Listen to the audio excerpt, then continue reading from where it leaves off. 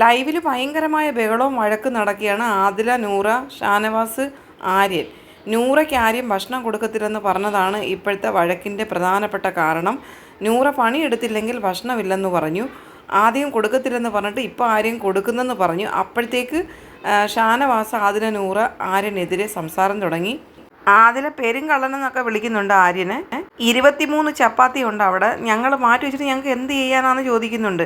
ക്യാപ്റ്റൻ്റെ ഒരു തീരുമാനങ്ങൾ പറഞ്ഞു തുടങ്ങിയപ്പോഴത്തേന് അതില പറയുന്നുണ്ട്, എന്തോന്ന് ക്യാപ്റ്റൻ, അട്ടർ ഫ്ലോപ്പായി പോയില്ലോ ഇപ്പോഴത്തെ ക്യാപ്റ്റന്മാർ. ഫ്ലോർ ടീം ക്ലീൻ ചെയ്യാൻ വേണ്ടി പറഞ്ഞു, അതിനാണോ ഇങ്ങനെ ബഹളമെന്ന് ആര്യം ചോദിക്കുന്നുണ്ട്. ഇത് ക്ലീൻ ചെയ്തില്ലെന്നുണ്ടെങ്കിൽ ഫുഡ് തരത്തില്ലെന്ന് പറയുമ്പം അത് കേൾക്കാൻ കിഡ്സൊന്നും അല്ല ഞങ്ങളെന്ന് ആദില പറയുന്നുണ്ട്.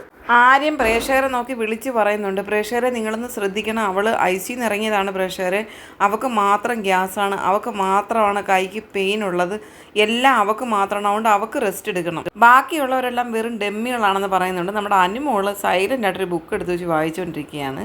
നൂറ പറയുന്നുണ്ട്, രാത്രി നിങ്ങൾ 3 ആളും കിടന്ന് നിരങ്ങിയല്ലേ കിച്ചണിനകത്ത്, ബാക്കിയുള്ളവർ ഫുഡ് കഴിച്ചോന്ന് നോക്കിയെന്ന് ചോദിച്ചിട്ട് ഭയങ്കര അലർച്ചയാണ് നൂറ. ഒറ്റയ്ക്കെടുത്ത് ഫുഡ് കഴിക്കുക, ആരും കാണാണ്ട് എടുത്ത് കഴിക്കുക, സെൽഫിഷ് ആവൽ നിർത്തുന്നൊക്കെ നൂറ ഭയങ്കര ഒച്ചത്തിൽ ആരിനെതിരെ സംസാരിച്ചുകൊണ്ടിരിക്കുകയാണ്.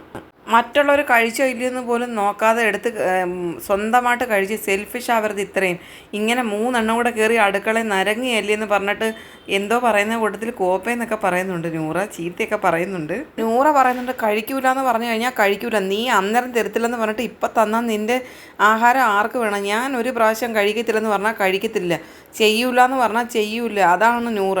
ഓ നൂറ മാഡം നീ വലിയ ആളാണ് എന്ന് പറഞ്ഞിട്ട് ഭയങ്കര ആക്ടിങ് ആര്യനെ. നൂറെ ഭയങ്കരമായിട്ട് ഇറിറ്റേറ്റ് ചെയ്യുന്ന കണക്ക് ആര്യൻ സംസാരിക്കുന്നുണ്ട്.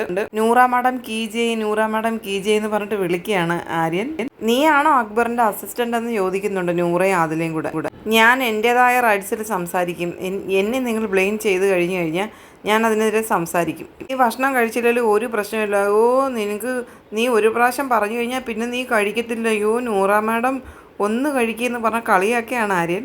ജോലി സൗകര്യമില്ല, ഫുഡ് കഴിക്കുക സൗകര്യമില്ല, ആഹാരം കഴിക്കണ്ടെന്ന് പറഞ്ഞപ്പോൾ നിങ്ങൾ കഴിക്കത്തില്ല, ജോലി ചെയ്യുമെന്ന് പറഞ്ഞു കഴിഞ്ഞാൽ നിങ്ങൾ ഭയങ്കര അനുസരണയുള്ള ആൾക്കാരാണല്ലോ എന്ന് പറയുന്നുണ്ട് ആര്യന്.